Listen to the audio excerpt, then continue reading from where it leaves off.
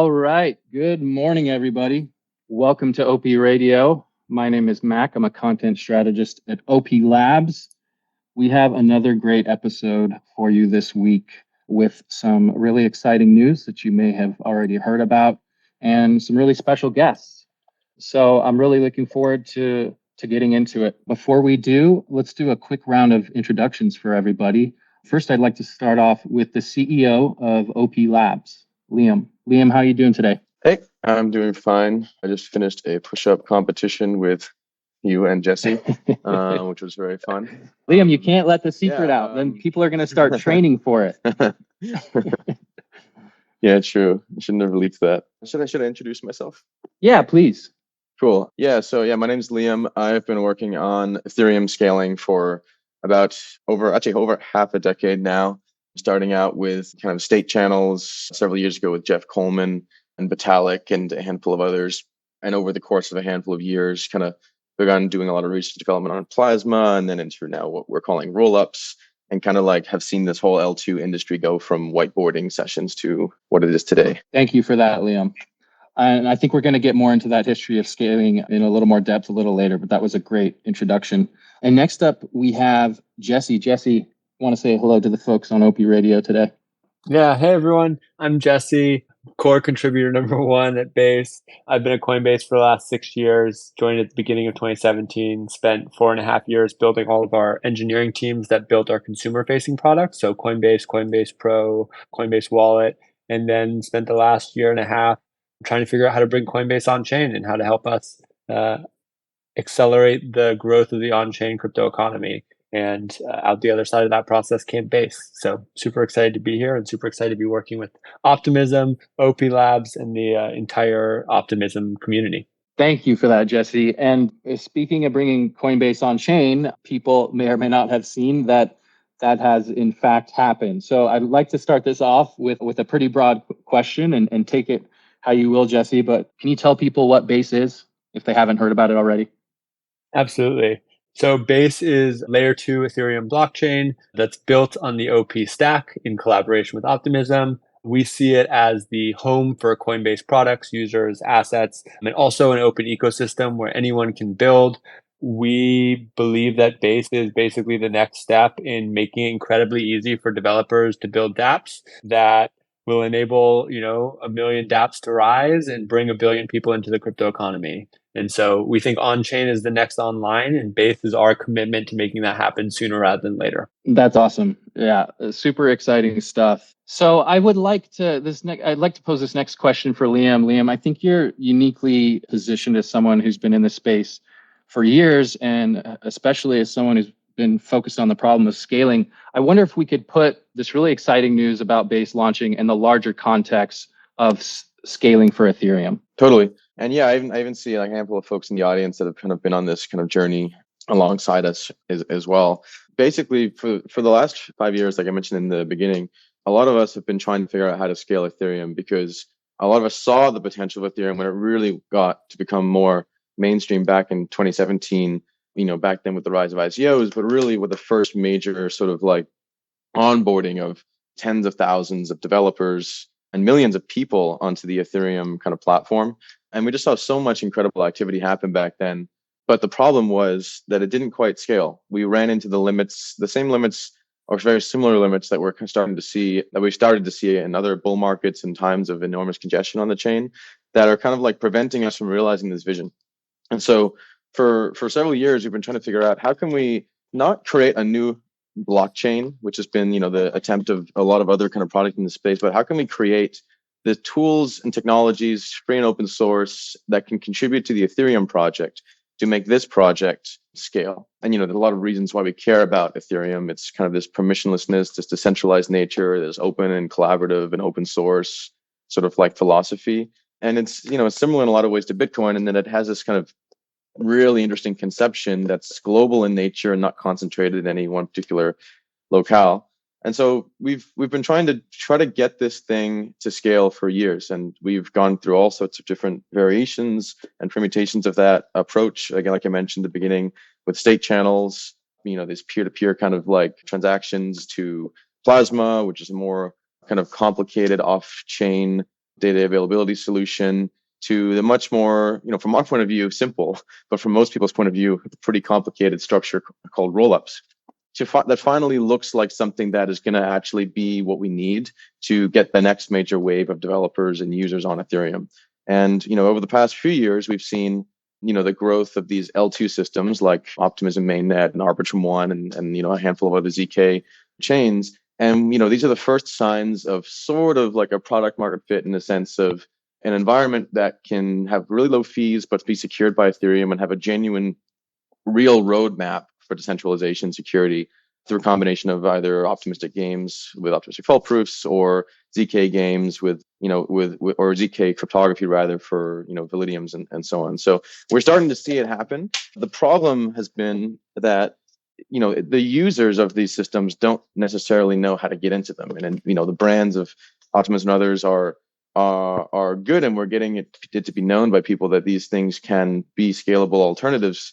But it's not the case that the average person that interfaces with Ethereum on their first go around has a great, cheap experience due to that technology.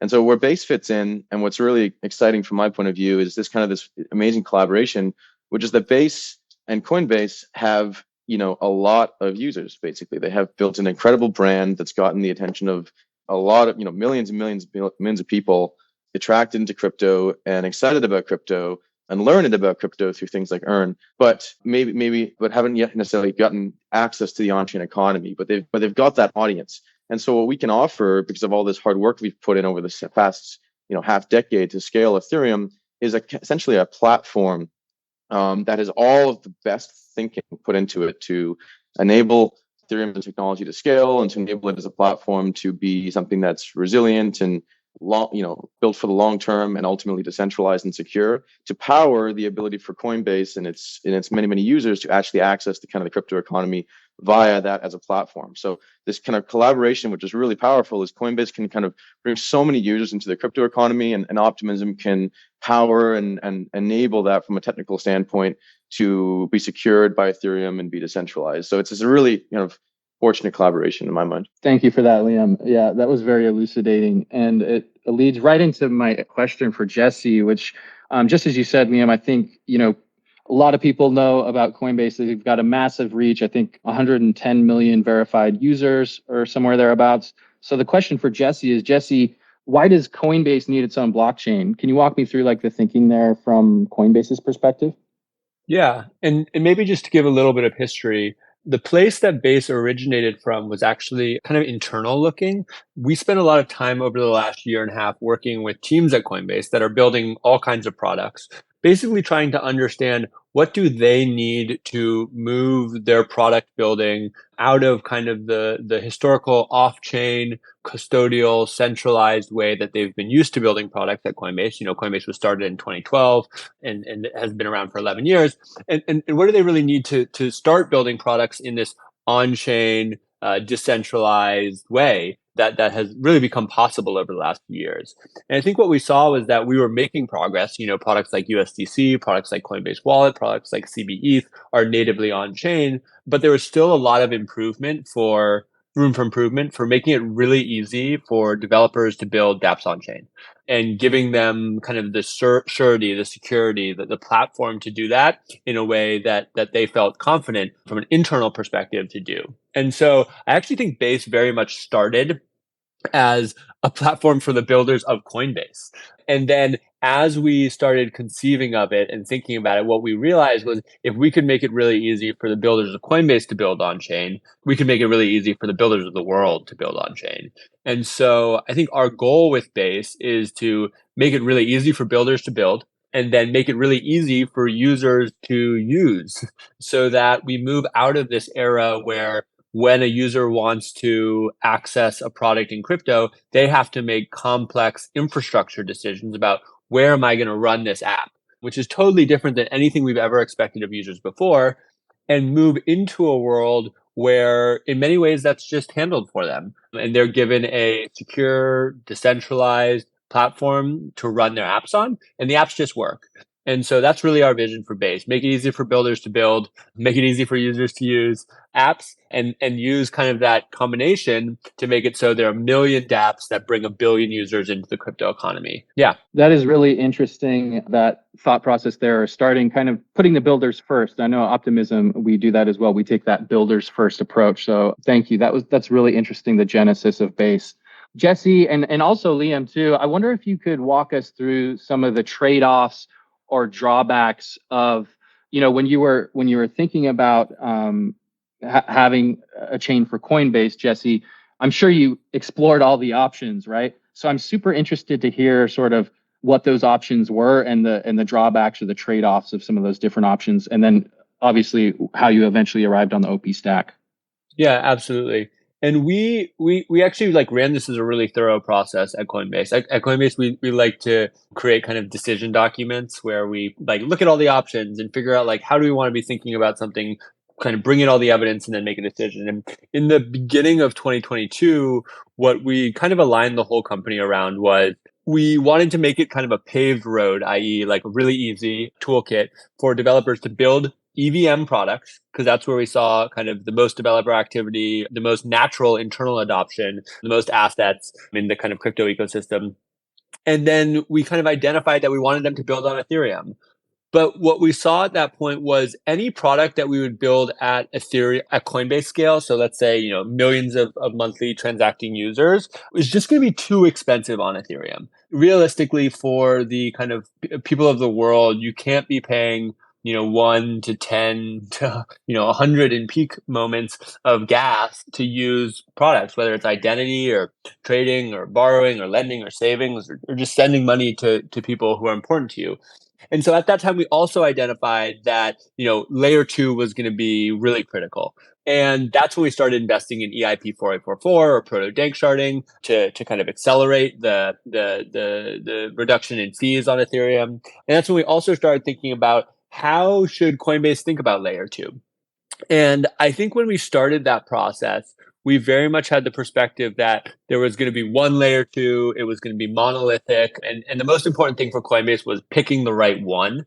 And I think through kind of all of the really in-depth conversations we had with L2 teams and L1 teams, which honestly just kind of blew me away. There's so much talent in this space. And I feel so grateful for all the other brilliant people we're building alongside. But through those conversations, we kind of came out the other side and had a pretty big change in perspective, which was that rather than there just being one monolithic L2, I think we started to believe that there's likely to be many of these things. There are going to be L2s, and then there's going to be a lot of things that look like L3s, and they're going to kind of together scale Ethereum and together scale the crypto economy. And with that insight, I think it almost felt obvious that in a world where there were many L2s and in a world where you had this kind of heterogeneous collective effort to scale Ethereum, we had to put Coinbase's resources into that infrastructure. We had to bring our best to the table and say, we're going to create a native home for our products, for our users. We're going to contribute our resources to scaling this infrastructure. And we're going to do everything we can to bring our users on chain into this thing that's going to become the super chain.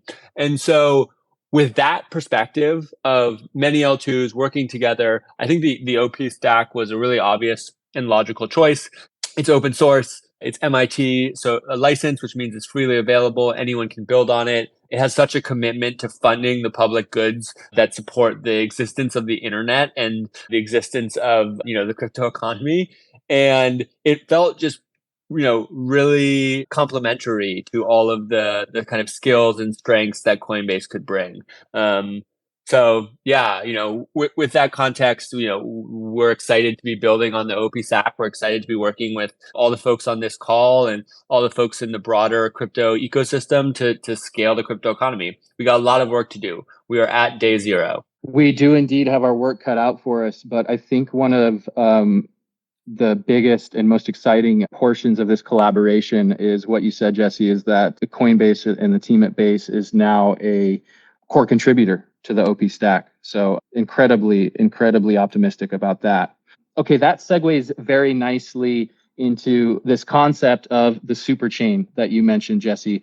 And I would love to hear Liam explain this concept of the super chain. Yeah, absolutely. I think Jesse explained it really, really well, the kind of choices that folks have to make when they're thinking about how to deploy their application or how to more generally try to get their users onto the crypto economy and leveraging some of this blockchain tech.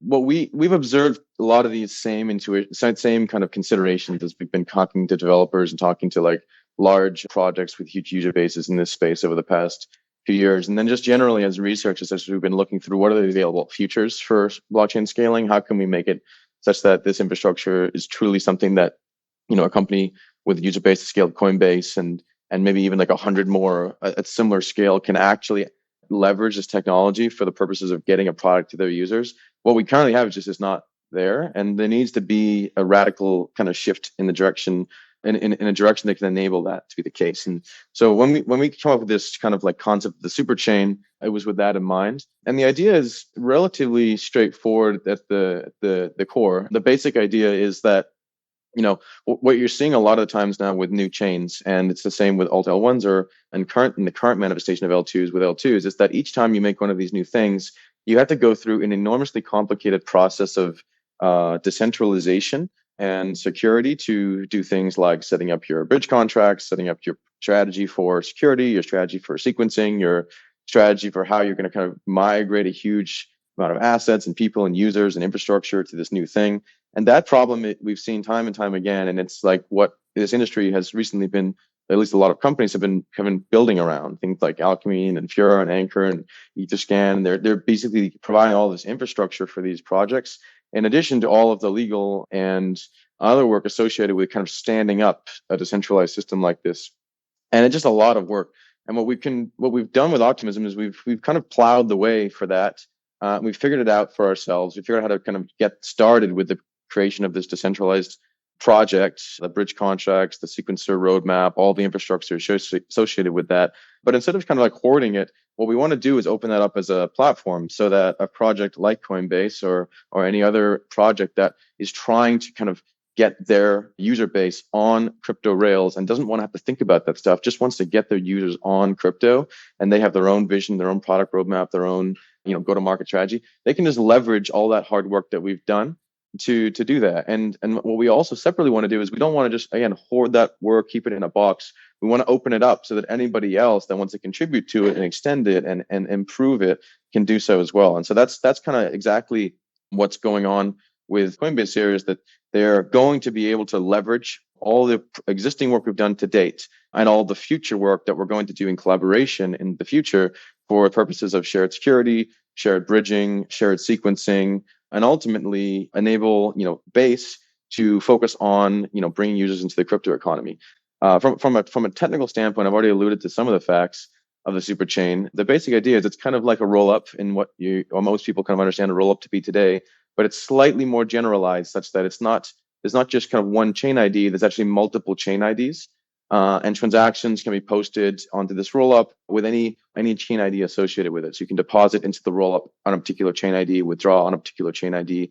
Data via sequencer is posted by a particular chain ID, and each chain ID has its own sequencer that can choose whether it sequences with the other chains together or sequences on its own. So it's a kind of a new paradigm, and we have a long form explainer in our docs, stack.optimism.io, that explains that.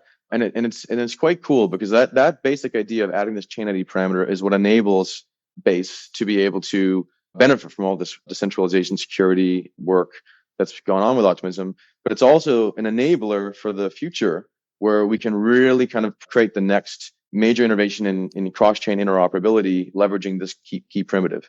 Bridging becomes substantially simpler when you have a single sequencing network sequencing across multiple chains on the same rollup, because all of the assets are interchangeable because they're all part of the same kind of bridging infrastructure.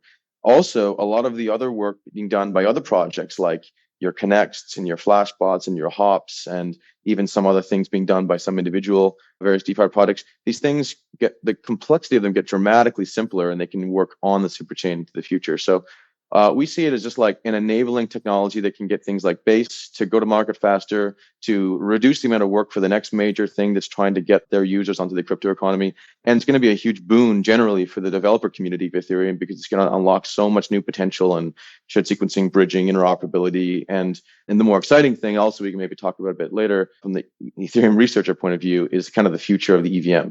Very well put, Liam. And you're right, it is a new paradigm, but it's not that complicated. And I would second that people should go check out stack.optimism.io, optimism.mirror.xyz, and check out some of the good stuff we've put out about the superchain.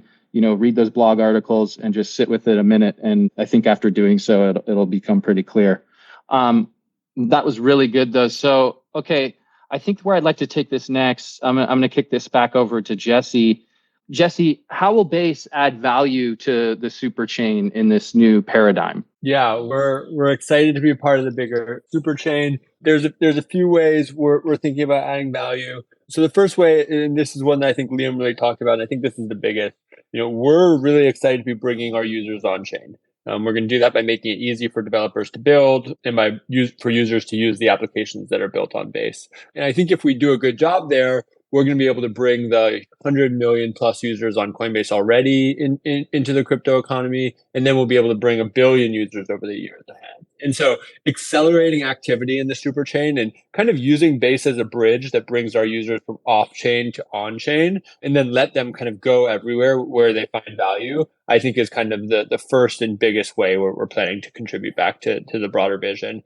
The second way is we're really excited to be contributing a portion of our sequencer revenue back to funding the public goods that support the super chain and support the broader crypto economy. This we're doing in collaboration with the Optimism Collective. And I think it's really a testament to Coinbase's commitment to decentralization, to funding that infrastructure that builds on all of the work we've done over the last many years on things like EIP 4844, on funding developer grants, and in general, prioritizing decentralization as a business.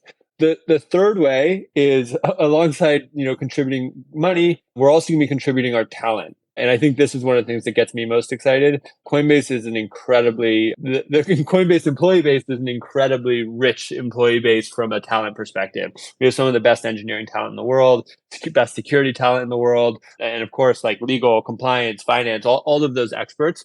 And we're going to be joining as the second core developer of the OP stack. And this is going to let us accelerate the timelines on really important things that are going to increase decentralization, increase security, increase scalability. That's going to let us do more together than we'd be able to do apart. And then finally, I think, we're making the commitment to be a part of the super chain. Like that, I think in and of itself is a big thing. That Base is going to opt in and participate in these shared sequencing layers as they develop, in kind of security councils as they develop, and in a joint vision of how we can scale Ethereum by working together to build this kind of mesh or super chain of execution environments that people are building applications on. And so all in all, one of the biggest reasons we actually got over the line on doing Base, because we'd previously looked at building a chain twice before, in 2018 and 2020, and both times said no, because we didn't really feel like we could do it in a way that would be reflective of Coinbase's values. And this time we said yes, because we felt like we could build Base in a way that was interconnected to the broader crypto economy through Ethereum. And that was a part of the broader crypto economy and the vision for an even bigger crypto economy through the super chain.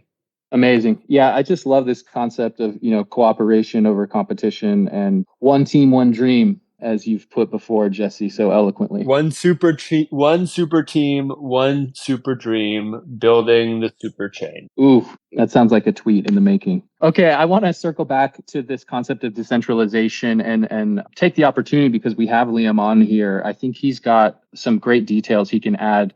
Liam, Optimism's always being asked things like, when fault proofs, when decentralized sequencer. Maybe you could speak to that a little bit. Yeah, I think that might have been a haiku, what Jesse just said. But yeah, okay. So when fault proofs and when sequencer decentralization.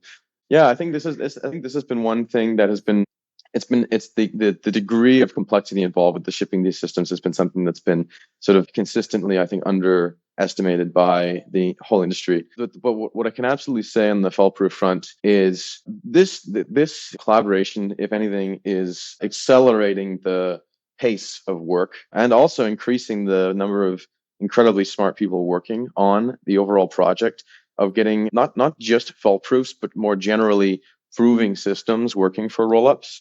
We've already over the past, at OP Labs in particular, over the past couple of months, been really kind of ramping up our efforts on the fault proofs, and there's going to be a lot of stuff coming out in the coming months on just progress on both Canon and other sort of alternative proof systems, as well as like exactly the roadmap that we're following, and to not just implement the kind of fault proof program, but implementing the entire scheme that enables permissionless proving, including permissionless output proposals that, is not just limited by a single state root, but something that anyone can do, as well as multiple implementations of a fault-proof system such that you're not reliant on a single implementation, as well as demonstrations that we're going to be putting on various test networks to show how the fault-proofs will work and before we kind of get them all truly permissionlessly running on mainnet. Internally on our side, we have this kind of thing we keep repeating over and over and over again, which is that decentralization is an absolute P0 priority prior to the superchain. So it's the case that on our side, and in addition, we're going to be really excited to collaborate with Coinbase, and we're hoping to also start bringing in others as after we start kind of amplifying the efforts in the superchain. It's P0 priority to focus on centralization and the fault proofs. So this year, you're going to see a lot of progress. And my hope is also you're going to see that across all the various teams working on centralization tech for L2s. And I think we're gonna very quickly kind of pass through this moment in time where these systems are still kind of in training wheels, and we'll get to kind of that phase one and then phase two much faster than perhaps maybe the sentiment looks like currently on Twitter. And I'll just give a +1 on that. Decentralization is the P0 priority for Base as well, above and beyond anything else. That's why we're working with Optimism. That's why we're not going our own way and building our own technology stack.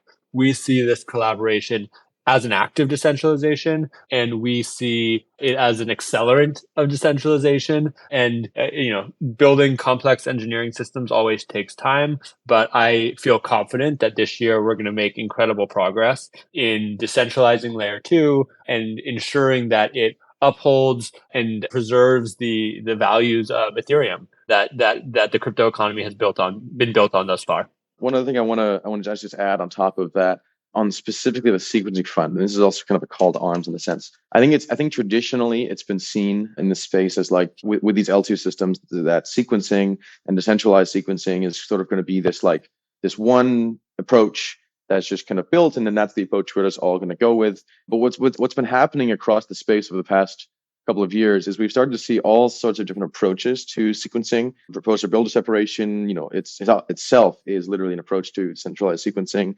We've seen the growth of flashbots and the introduction most recently of Suave. And these are all kind of in the domain, the problem domain of how exactly do you want to set up a structure such that in a world where you have transactions coming in through various means, through wallet UIs, through direct RPC calls, through direct accesses to a sequencer, perhaps that has the authority to, or is the predominant aggregator of transactions on an L2. There's all sorts of ways in which these things are happening, and all sorts of ways in which people are trying to build protocols to aggregate them and sequence them for various purposes, such as MEV maximization, MEV minimization, MEV auctions, or first in, first out, or private mempools, public mempools. There's a whole suite of customization actually that I have at least been seeing getting developed in this space. And I think what's really interesting about the superchain is it's going to be an opportunity for those things to actually have kind of a free market opportunity to be tried and tested. And in some systems like on a Base and Optimism mainnet, there's going to be one approach taken, and maybe some systems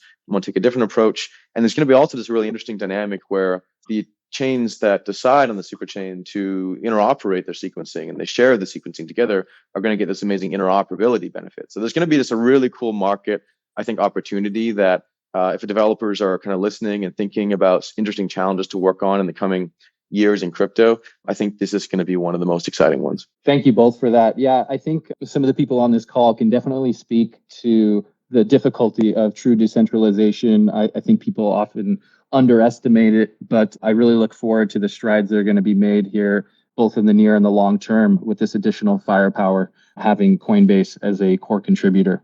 So this has been absolutely fantastic, guys. I feel like we're close to winding down. Is there anything else, Liam and Jesse, that you want to add before we close this out? One thing just as like a closing note I can add is, it's really great that we're doing this kind of collaboration with Coinbase and Optimism.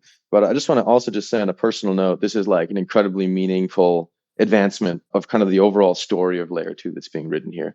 Like I said at the start, this has been something that's been being worked on by all kinds of folks. I can literally see in the audience, I can see Patrick McCrory, I can see Proto, I can see William. These are examples of people that have been working on this for years and years, truly earnestly, in a sort of a missionary style, in a sense, trying to like genuinely make Ethereum scale and be accessible to the masses because of the merit of the technology and the principles of this community that we're all building together. And Optimism it's literally a vessel to take those principles that have enabled Ethereum to succeed and to scale them. And that's why we do RPGF, right? It's not a matter of getting some money and putting it into some charities. It's a matter of getting some percentage of the growth of this industry and ensuring it does not just go into the pockets of a few corporations, but gets redistributed out to the people that make it possible. And the fact that this collaboration exists with such great people, like with Jesse in particular, has been such an incredible person to work with. And it's been so meaningful to me personally. And I think a lot of people on our team to see this collaboration exist. It's just really exciting. I've been working this for many, many years, and the prospect of Ethereum scaling has never looked brighter than it does today, honestly. And so, yeah, I just want to say thank you, Jesse, for spearheading this on the Coinbase side. And I'm just really personally excited about the future here. Strong +1 to all of that. I mean, I think one of the most kind of grounding things for me about this collaboration is the place it started was working on Ethereum. We started working with Optimism through 4844 before we had even conceived of Base or thought about building an L2. And our goal was just to make it so every L2 was cheaper because we knew that was important for the world.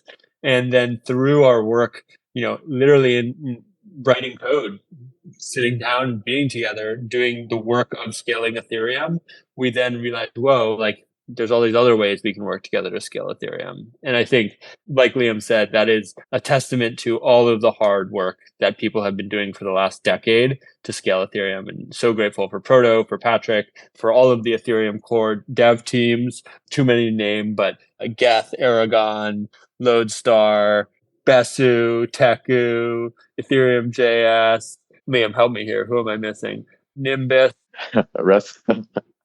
Aragon. Wrath soon, Aragon, Nethermind. Those teams for the last 7 years have been just putting in work every day to make Ethereum what it is. And we're so grateful for that. So strong +1 to what Liam said. The last kind of closing note that I have is, in 2016, Brian Armstrong, Coinbase's CEO, right before I joined, wrote something called the Coinbase Secret Master Plan. You can Google it. And it was a 4-part plan. And it basically said, first, we're going to build the protocols, things like Bitcoin and Ethereum. Then we're going to build the exchange that lets people bring money into those protocols. That's Coinbase Exchange and all the other exchanges. Then we're going to build the consumer interfaces that's going to let people use crypto. That's Coinbase Wallet. That's Coinbase DApp Wallet. And then we're going to have millions of dApps that brings billions of users into the crypto economy.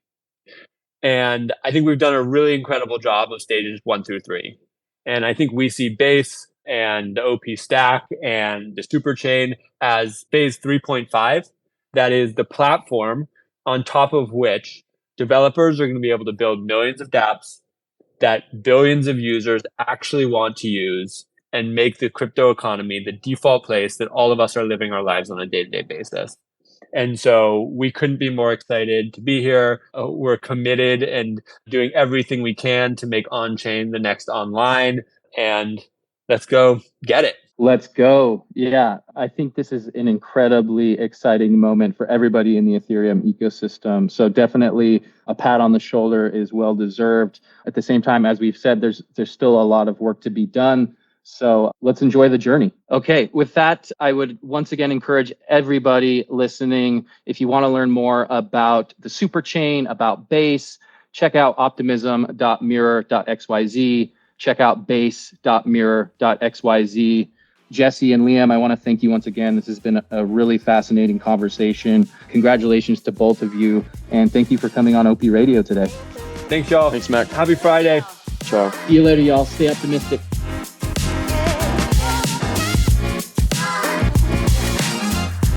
Thank you.